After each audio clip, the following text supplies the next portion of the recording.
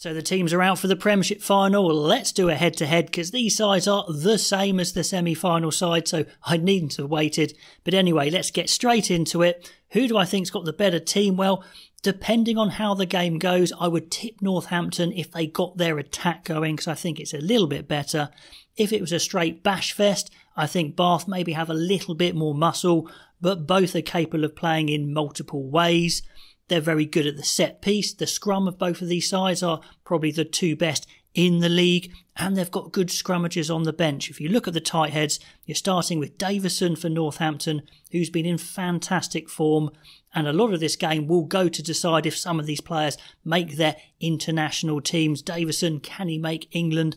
I think he deserves it for his form. And Thomas du Toit for South Africa. Can he get back in that South African side, having been left out for the World Cup? So a lot to play for these tight heads. And then Miller Mills is now a Scotland international. Stewart might be England's first choice tight head as well. So some really good scrummaging there. I'd say Urbano maybe has a bit of an edge over Waller. Waller's, retiring. He's towards the end of his career. Urbano hopefully is going with England. He's looking over his fitness concerns, his injury problems of years gone by. He's very strong indeed. Squat, good scrummager, powerful from close in. At hooker, well, in the loose, Curtis Langdon is the man. He creates, he offloads, he's quick.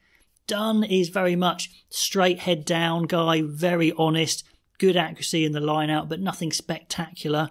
But a lot of this Bath front five are just honest, hard-working grafters. Quinn Rue is really a muscle man coming off the bench. You've got Stook, who's very solid. Yules is probably having his best season ever, I would say.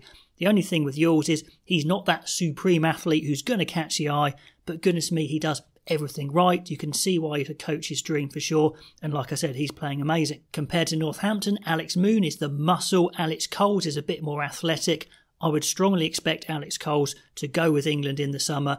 It'll be interesting to see what his ceiling is, how good he can be. I'm still undecided there, but he's definitely shown signs of having some offloading, some attacking game, as well as his core line-out game, etc.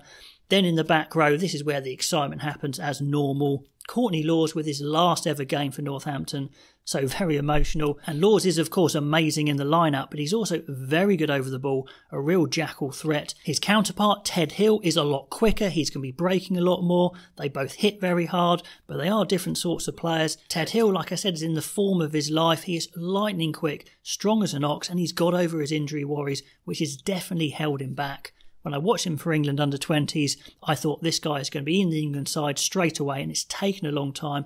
I really hope he goes in the summer. But again, these are big performances, big games for these guys, because if they have a poor game, it could well be the difference of them going on tour or not.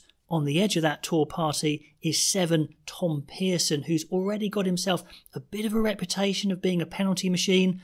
Physically, he's got it. He's strong as an ox, he's quick, he hits hard, but he just needs to control himself. Sam Underhill probably will go on tour, and with a solid game, I'm sure he'll secure that. He is a consummate professional, hits like a train, carries hard, nice and straight. He's a very solid performer.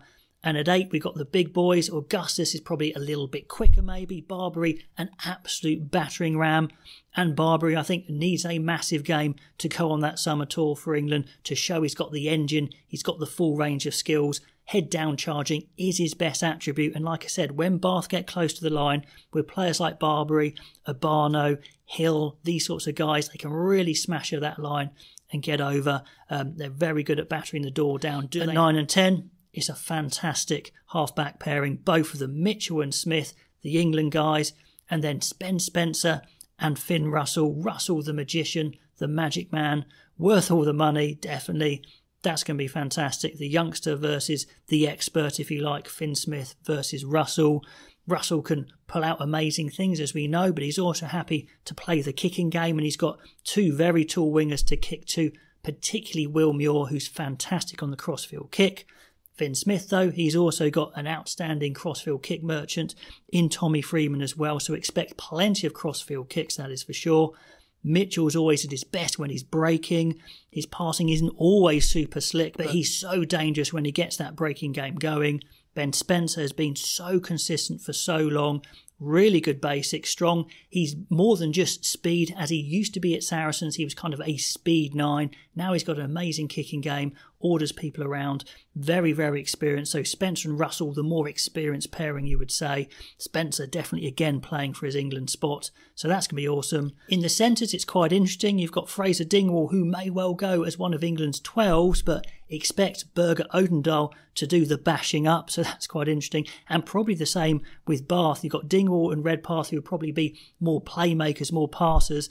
And then you've got Lawrence and Odendahl, who are going to be the power men. So interesting how they work the 12s and 13s there.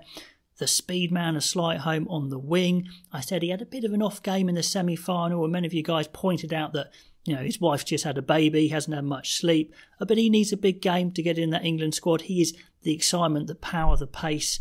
Muir, like I said, is brilliant in the air, really strong. Thockenasiga would need a huge game to get in the England squad, because I think he's just fallen off a little bit. I like it when they use him, you know, in tight, in and around the ruck, like Fewa-Busu, but he needs to show a bit more of that, get involved in the game. And also all eyes will be on his high ball and his handling, seen as his weakness. At the back, you probably say it goes to Northampton, with George Furbank being in the form of his life, a bit more of a counter-attacker than Gallagher. Gallagher, a very solid professional, but hasn't really shown outstanding attributes in any area. Furbank with that amazing pass in the semi-finals to release Odendahl for his try, that was awesome. So you'd probably say I'd just give the back three tip there to Northampton. Maybe in midfield I'd give it to Bath. Is very, very close. The benches are solid. One change that I thought might have happened for Northampton was maybe Ludlam starting as a bit more consistent, a bigger ball carrier than Pearson, but they're sticking with Pearson starting, Ludlam on the bench. Is that a mistake? Let me know. And both are 6-2 splits. That's another thing as well. I like Hendy, George Hendy on the bench for Northampton, probably have the most pace on the bench with him to come in, with Graham and Ludlam to come in. I see a little bit more impact. Bayliss, I don't quite see having that big ball carrying impact like Ludlam and Graham. Bailey's very useful though, because he can play 10, he can play in the back three, which lets Bath do that 6-2 split. The likes of Tommy Freeman means that Northampton have plenty of balance there, and they can do the 6-2 splits and have centre cover still. So it's super close. I see some areas going to Northampton, some areas going to Bath. Let me know what you think of these lineups. Who's going to be the key players? How are the head-to-heads in your mind? Put all those comments below, and I'll catch you next time.